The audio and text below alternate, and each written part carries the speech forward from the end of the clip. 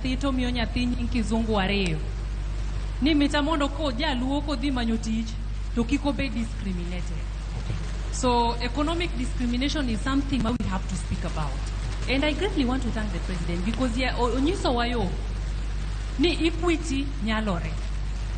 Kabonyo Kanyagwal ka nochak higa mar 1970 koket plan kachiel gi Sagana to Sagana osebedo ka dhi mbele to Kabonyo Kanyagwal kokacho President William Ruto nochako geronwa since 1970 nyaka sani.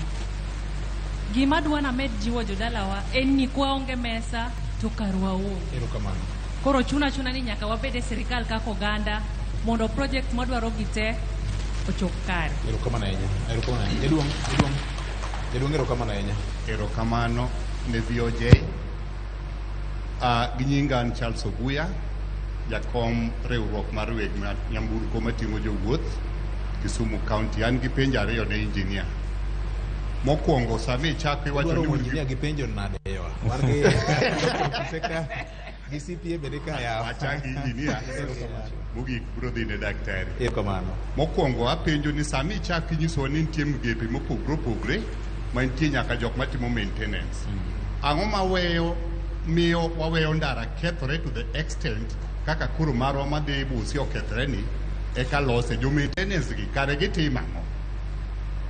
Namba 2, mana kaka wadwa cha nosewacho, wasebedo gi method achiel mwaloso go nderni ei Kenya wa. Tiyudo ni nderni wagi ok budhi gi method mwaloso gi nikech seche moko tulo mamuoch ni wang'o ndara ka biyudo ni ketho nderni wagi. A good example en Raila Road. Nolose kendo ndarano kaka nolose osebudho kaka en. Ang'o osebonu mondo kawe method manutemo Raila Road mantie Nairobi mondo losre go highway wagi mondo kik wabed ni maintenance itimo every now and then. Mogik dhi ne daktari. Daktari wacho maber ni sani un gi thuolo mar employ gi timo gimoro amora kaka udwaro.